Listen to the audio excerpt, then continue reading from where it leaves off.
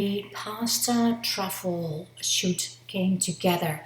I'm starting with a set picture taken with my mobile phone just to show you how I set up the set for this particular pasta dish. I'm using one light on the left hand side. It's a softbox and it's coming from quite a high angle, and I'm doing this deliberately to create some shadows underneath the truffle, the wine, and a few subtle shadows in the pasta as well, while still keeping quite a vibrant, bright image. I have chosen a backdrop, which is a paper roll. This is particular photographic paper. It has a lovely soft sheen to it and comes up really pretty in pictures. It's hanging on a broomstick and two tripods with the clasps to hold the stick that's in there. As I'm cooking, styling and shooting at the same time, I've got my little kitchen next to it. I've got my camera set up there, ready to go. I have selected props. I'm keeping it very minimalistic to make sure that the pasta dish is going to be the hero. I've selected a board in a blonde wood.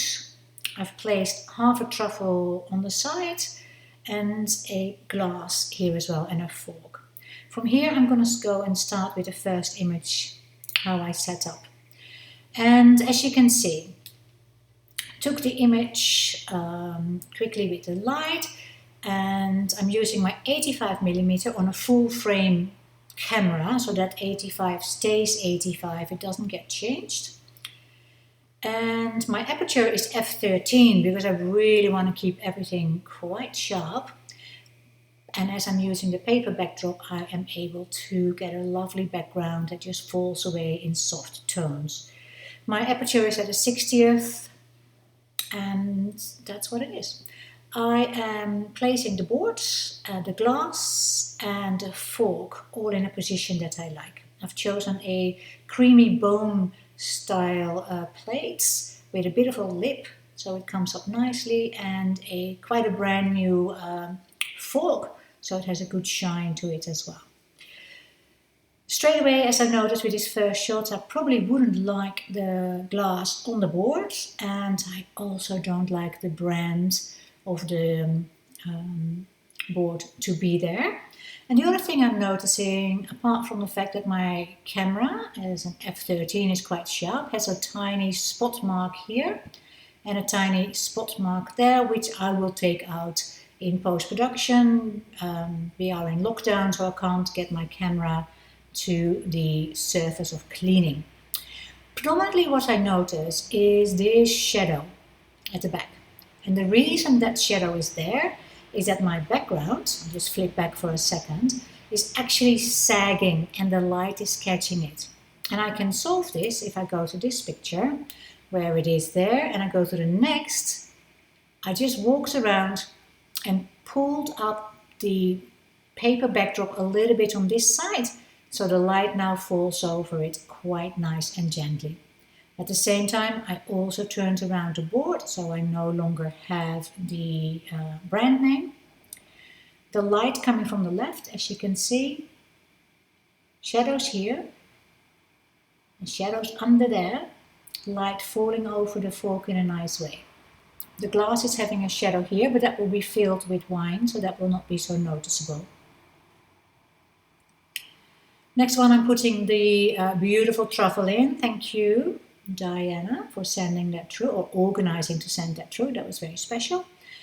And I'm just putting it here, and I also filled the glass with some Sauvignon Blanc just to make sure that I can see what is happening with that liquid. And I'm noticing some shadows that I'm not happy with, but I'm not sure whether I can solve it. Soft shadow hitting the board, so I'm not going to be happy with that. First up, moved the truffle in this direction. I like the shadow more as it comes up there.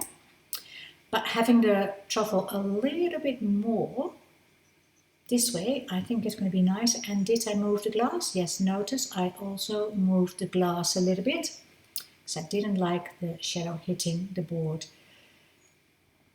tiny bit closer.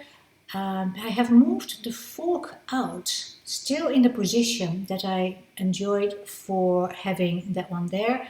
I quickly pop up a compositional rule, and as I'm planning this for a print size, it will be more here. So you can see this will actually pretty much get my pasta on that rule of dynamic lines.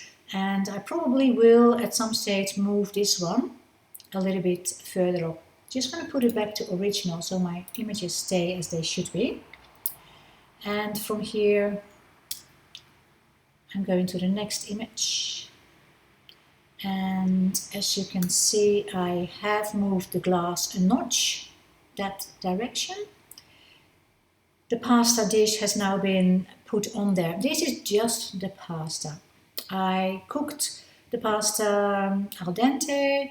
I moved it through the mushroom ragu that I prepared and put in the pan with some butter and stuff, and really swirled it through, and with my fingers I made it so it has all these little things coming through. As you can see, it has a good dash of oil on it from what I used. It has some glistening in it.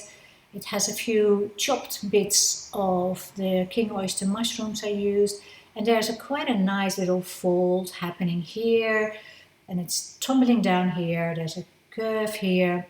So all these pappardelles, handmade, hand cut, have all been put in place deliberately to catch those tones happening. I probably moved the glass a notch as well as I was going through. See how it just moved a tiny bit. And as I mentioned, the fork is still in the picture because at this stage I am not ready to take the final picture. I am just putting it in place. And if I want to use this fork later in the dish, I want it to be coming in this position because I like that when the plate was empty. Cool. Next thing I'm going to do is add the parmesan, and I gently put all the parmesan where I want it, having the grated pieces coming, having things where I like it, exactly where I would like that parmesan to fall. Next one up, I have moved a couple of slices of king oyster, which I fried separately in that same batter, in that same oily material that the garlic and everything is in. And they sliced in a particular way, lengthwise, so I get this beautiful thing. I put one here. I'm probably not going to like this little thing, so I may even in a next photo take it out and very gently move around. Now, as you can see, I have added the truffle in particular positions, and I have moved that tiny little thing that is there. Now, if I am working with a full team of a food stylist, I am much better in keeping my plate quite clean. For now, I know that time is an issue, and I am a better retoucher than I am a keeping the plate clean type of thing. So for me, I will take all these things out instead of going wipe the clean. As you also notice, I'm flicking back to the previous photograph. Here I have the king oyster mushrooms, but no garlic. In the second image, I have used my tweezers to not only place a king oyster here, hide one here, so it's not so obviously placed, have one here, and there was one there, and I've moved a little garlic. I push it a little bit under the pappardelle, so it is not like, hello, I'm putting here a garlic. And I've put a garlic right here as well. There's a few more on the back side, so I've scattered them around. There's one popping here, as if they were naturally cooked within the dish. Slight movements of things, slight movement of light, as you can see on the king oyster. I'm just letting that come into frame. The truffle is just slightly catching different lights. See, in this picture, it is having lights falling here. Well, here, oops, sorry, it doesn't have that extra bit flaring up because the light is there. So it's subtle changes I'm making in the particular photograph. Going back to the full frame. And here I was ready, where I'm going like, yep, if this was the photograph of just the pasta pappardelle with the truffle and the truffle there, very minimalistic, I would be very happy. But I'm aiming for a different type of photograph. It's going to be a full-on photo, which I will record a little later as well.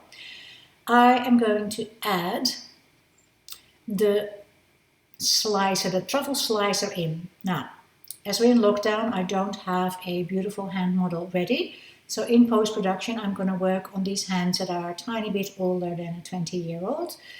And I will soften them. But you can see I've got the truffle, I've got something happening there. These truffle pieces will fall on the dish, but I will remove them every time because in the end I want them to be pretty good. So there's a different position which I don't like. The hand is a bit of a claw and the slicer, not so keen on it either. To be honest, I like this one the best because the hand is quite subtle and the truffle is quite beautiful and there's a really beautiful piece coming around. So I'm going to use this photograph in my compilation of images. The next one I have just the dish, and here I'm using my both hands, which in Photoshop I'm only going to use these two pieces of truffle and move them a bit lower so they're falling from underneath the slicer. And then I have one more, lots of hands in the photograph, which are not going to be there. All I'm going for is this tiny little piece landing somewhere on the truffle dish. And that is my selection of photographs. If I quickly go through my library and put them up there, in the end for the compilation, I will use these photographs to get that happening. I will use the dish, I will use that hand, I have to do that a little bit better, bear with me. These are the 4 photographs I am going to use for my photo session. Now you may wonder, why did you change here? There is something on the right hand side and that is not on this picture.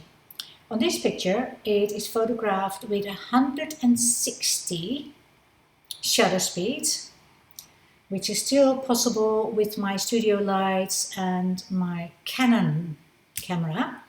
Here I also have it on 160, but the shutter moved slightly quicker.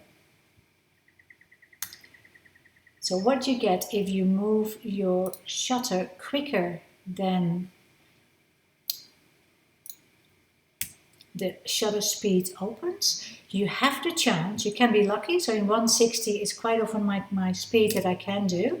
It's fine here, but it's dark here. If you start to use flashlight and you see this black line, this is actually the camera catching your shutter, and it means you are going too fast a shutter for that particular studio flash.